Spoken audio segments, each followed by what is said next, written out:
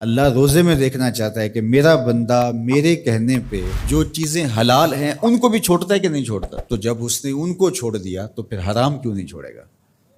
اور جس نے روزے میں حرام بھی نہیں چھوڑا، غیبت بھی نہیں چھوڑی، جھوٹ بھی نہیں چھوڑا، لوگوں کو اذیت دینا بھی نہیں چھوڑا، تلخ رویے بھی ترک نہیں کیے، گالی گلوچ سب و شتم کا مزاج بھی ترک نہیں کیا، لوگوں سے رشوت لینا اور لوگوں کو اذیت دینا بھی ترک نہیں کیا، تو پھر وہ بھوک کاٹ رہا ہے. وہ اللہ کے حکم کی تعمیل نہیں کر رہا ہے، وہ تو کہہ رہا ہے کہ میں تمہارا امتحان لینا چاہتا ہوں، تم حلال بھی چھوڑو گے اور یہ حرام بھی چھوڑنے کے لیے تیار نہیں ہے.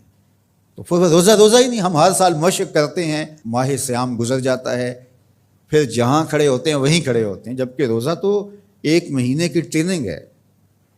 1 مہینے کی ٹریننگ کے بعد ہمارے عیب جھڑ جانے چاہیے، ہمارے گناہ دھل جانے چاہیے، ہمارے اندر کو تقوی کے نور سے مالا مال ہو جانا چاہیے. لیکن ہم نے مشق کی نہیں، ہم کام چور رہے. تو پھر نتیجہ کیا ہوا کہ جہاں کھڑے تھے وہیں رہے.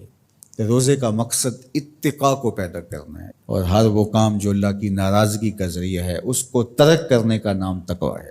اور اگر کوئی ایسا کام سرزد ہو جائے جو اللہ کی ناراضگی کا سبب اور ذریعہ ہے تو فوراً توبہ کی جائے، رجوع کیا جائے، ایسے امور بجا لائے جائیں جو اللہ کی رضا کا سبب اور ذریعہ بن جائیں. حضور نے ارشاد فرمایا، حضرت معاذ بن جبل رضی اللہ تعالی عنہ سے مروی ہے، اتق اللہ حیث ما کنت، تو جہاں بھی رہے اللہ سے ڈرتا رہے، خلوت میں ہو، جلوت میں ہو، گھر میں ہو، مسجد میں ہو، بازار میں ہو، تنہائی میں ہو، ہجوم میں ہو، جہاں بھی تو رہے اللہ سے ڈرتا رہے. وَأَتْبِعِ السَّيِّئَةَ الْحَسَنَةَ، اور اگر تم سے کبھی کوئی گناہ سرزد ہو جائے تو فوراً نیکی کر، تم ہوا وہ نیکی اس گناہ کو مٹا ڈالے گی. وَخَالِقِ النَّاسِ بِخُلُقٍ حَسَنٍ، اور لوگوں کے ساتھ اچھے اخلاق کے ساتھ پیش آنا. تو نیکی کرنے کے بعد، تقوی اختیار کرنے کے بعد، تیسری بات حضور نے جو ارشاد فرمائی، حضور سے بڑا حکیم کون ہو سکتا ہے؟ میرے ماں باپ حضور پہ قربان. یہ ہوتا ہے، تھوڑی نیکیاں کر کے لوگ پھول جاتے ہیں، تھوڑی سی پرہیزگاری اختیار کر لی تو سمجھے کہ ہمارے جیسا زمانے میں کوئی نہیں ہے. کوئی کارنامہ سر انجام دے دیا، کوئی کام ہو گیا تمہارے ہاتھ سے تو تم لوگوں کے ساتھ بدتمیزی کرنے لگ جاؤ. تو یہ تو ہمارا دین نہیں کہتا. تو فرمایا اتق اللہ حیث ما کنت، جہاں بھی رہے ایک تو اللہ سے ڈرتا رہنا، اور دوسری بات ارشاد فرمائی اتبع السیئۃ الحسنہ، جب تم کوئی برائی کر بیٹھو تو اس کے فوری بعد تم نیکی کرو، تم ہوا وہ مٹا ڈالے گی اس کو. لکھتے لکھتے دھبا لگ جائے تو اس کو ریموو کر دیتے ہیں نا. زندگی میں چلتے چلتے گناہ سرزد ہو جائے تو نیکی سے اس کو ریموو کر دو، تم ہوا مٹا ڈالے گی اس کو.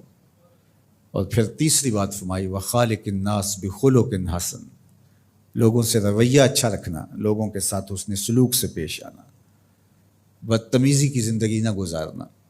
قیامت کے دن جب اعمال تولے جائیں گے، سب سے زیادہ وزن جس عمل کا ہوگا وہ حسن خلق ہے، جو پلڑے کو جھکا دے گا. تو کبھی اپنے رویوں کو کھردرا نہ ہونے دینا. تو ہمارے رب نے ہمیں تقوی اختیار کرنے کا حکم عطا کیا، اور رمضان المبارک موسم ہے تقوی کے حصول کا. زندگی ثمر بار ہوتی ہے اور تقوی کا پھل لگتا ہے. روزہ تقوی کی نشأت کا ذریعہ ہے، روزہ پیدا کرتا ہے اتقاء. لعلکم تتقون اس پہ شاہد عادل ہے. تو اس لیے مجھے اور آپ کو جائزہ لینا پڑے گا کہ ان دنوں کے اندر ہمارے اندر کوئی تقوی پیدا ہوا ہے یا نہیں ہوا.